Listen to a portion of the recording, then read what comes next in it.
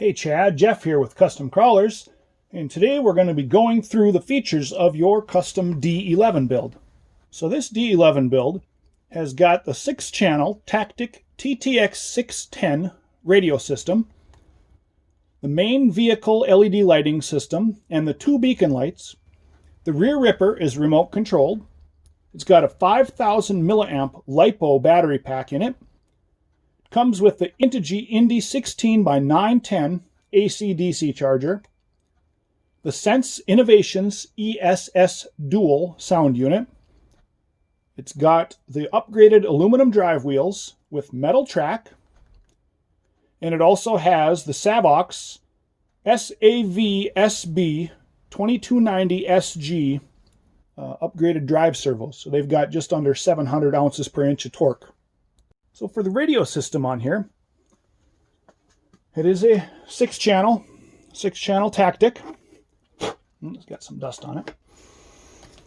Your left stick controls your front blade up and down. It's normally the throttle control on a plane or such, so it's proportional, so wherever you set it, that's where it's going to stay. Now, it is set. I set the trim on it. When it's all the way up, the blade is all the way up as high as it can go with it tipped back. The only problem with this one that I've found is that with that setting, when you go all the way down, because of the sway bar on the blade, it can actually tip it to the side and start swinging that blade sideways, and sometimes it might get stuck on the guides. If you notice that being the case, just turn that trim up some more so it doesn't quite go down as far. So we'll turn it on here. And your on-off switch is inside of the battery or the compartment in here. Now there's a switch off to the side. That's your on-off switch. Your sound switch is up in the front. So let's turn that on. So like I said, that the left stick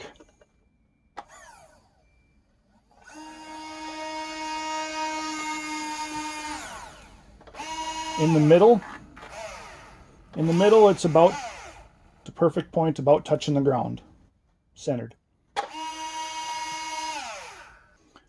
Your channel 6 on your remote is for your rear ripper. Center position, it's just above the ground level.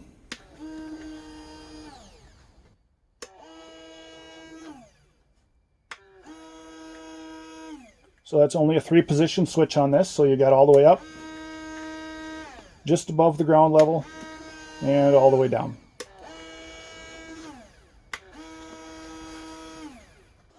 Your right stick is your track drive.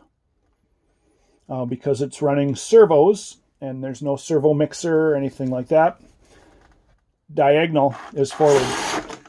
Diagonal up and to the right, and diagonal down and to the left is backwards.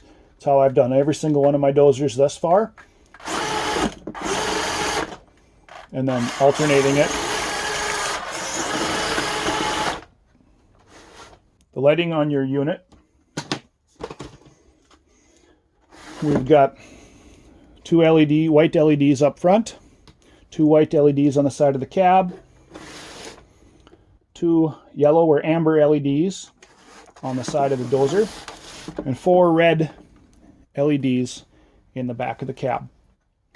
Your unit also does have the 2 rotating beacons up on the roof.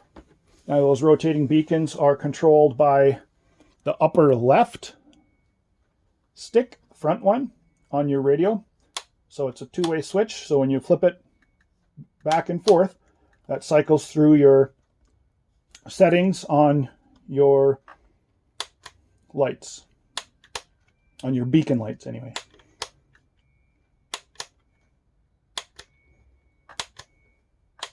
And then to off.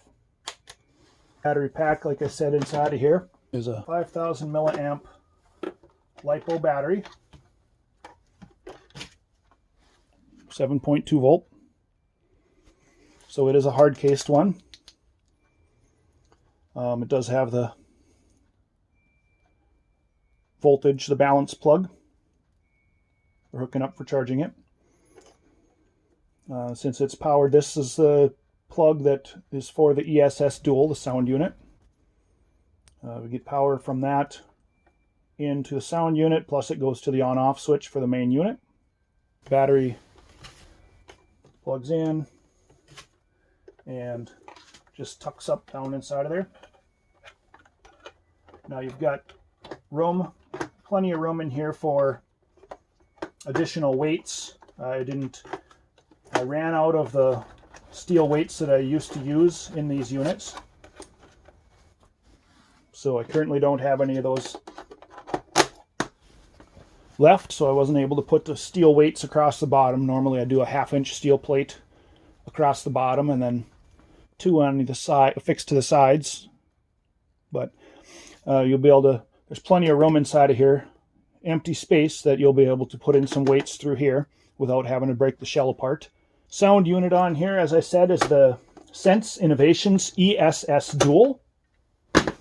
Now that is located down inside of here, and I'll pick up the camera and we'll zoom in to take a peek at that. Okay, so that sound unit is down inside of there. Can we see, will it show on the camera?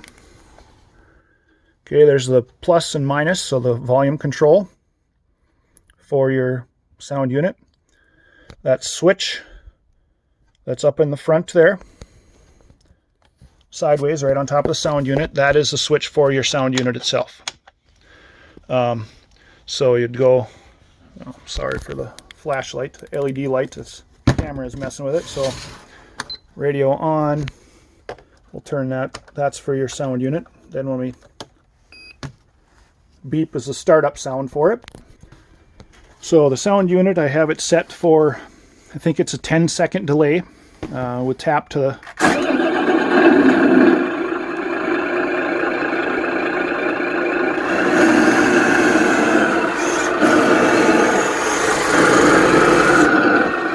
Now the sound unit is designed for a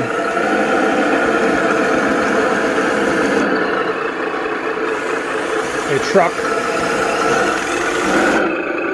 so, and it can only run off of one channel. So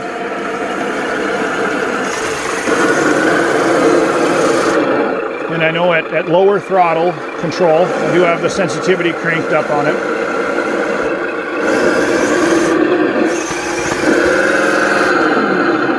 But at lower throttle control, it does have a little bit of a delay. And after a few seconds, it should be 10, I think is what I set it at, the motor should shut back off. There it goes. Also with the sound unit on it, I've got a horn set up. So your blade stick, if you push that to the right, it sounds your horn.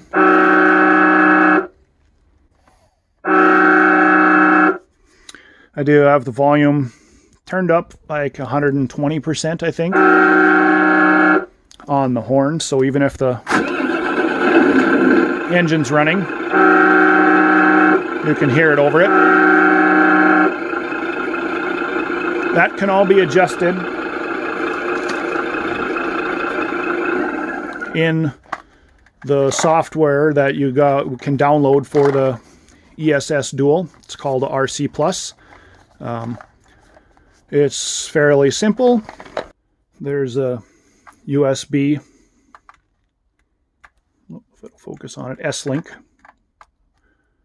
that the sound unit plugs into, hooking it to your computer.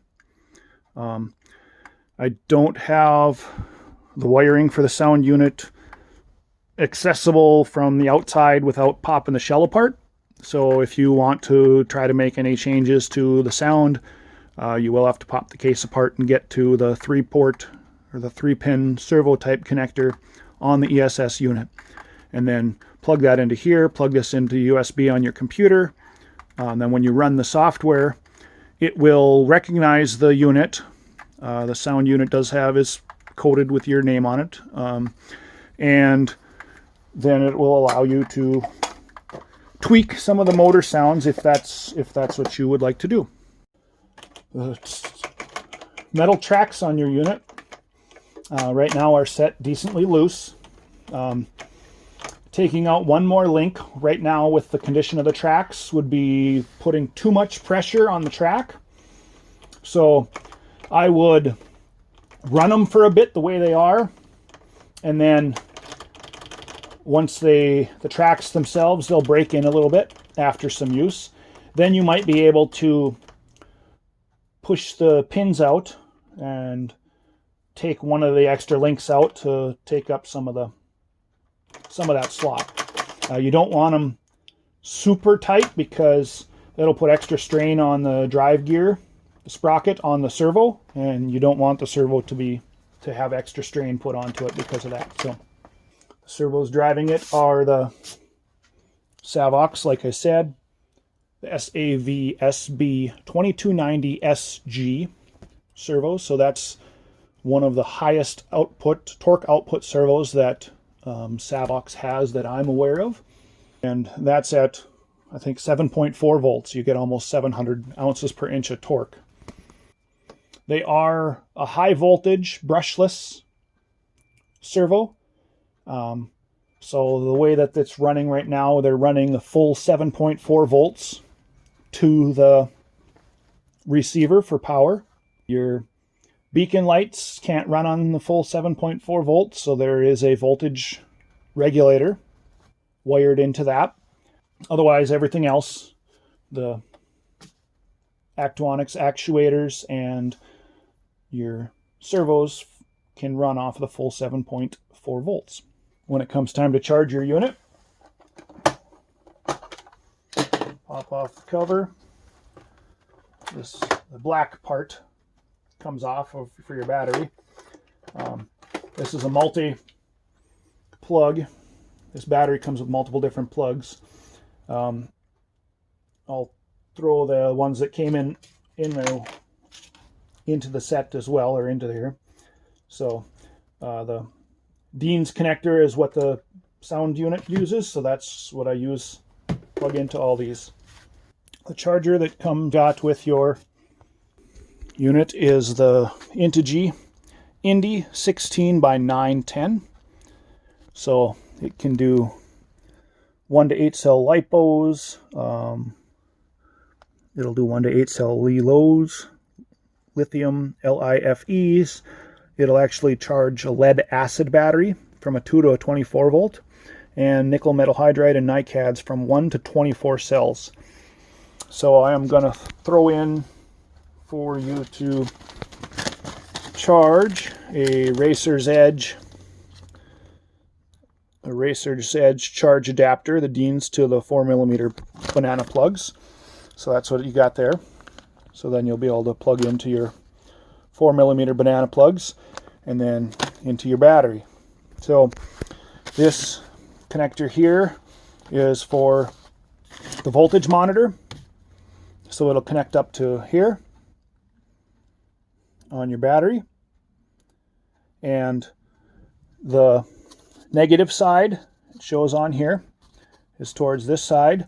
And then each consecutive pin is for the LiPo. So 1S, 2S, 3S, 4S, 5, all the way up to an 8S. So they do hang open while it's in use. So just keep an eye on that. When you plug in this, you'll want to have your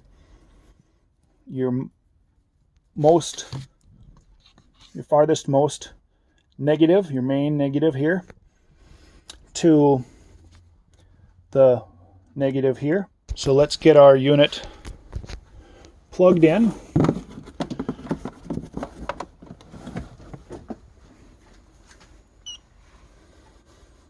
Okay, I do have that unit set up to charge at 5 amps.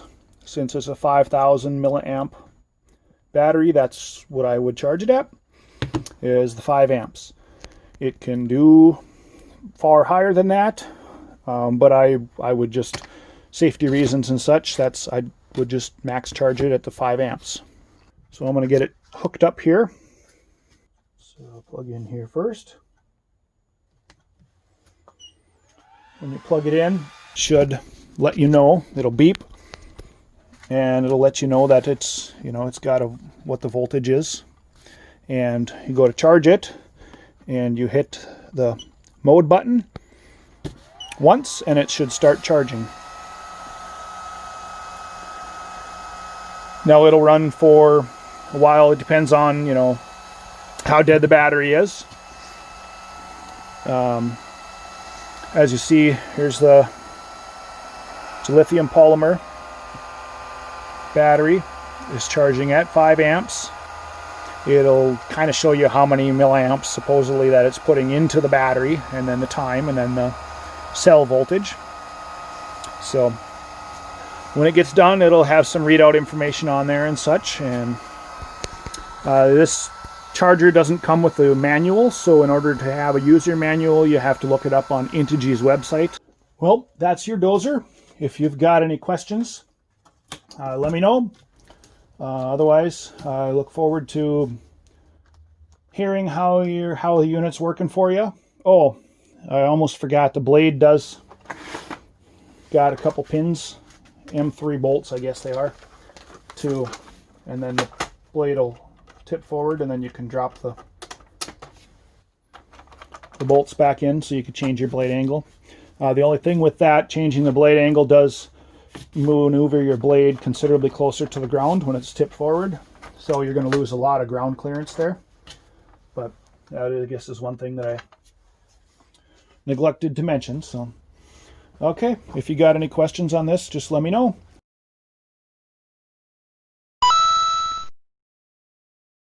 Be sure to subscribe to our channel for more great content through Custom Crawlers.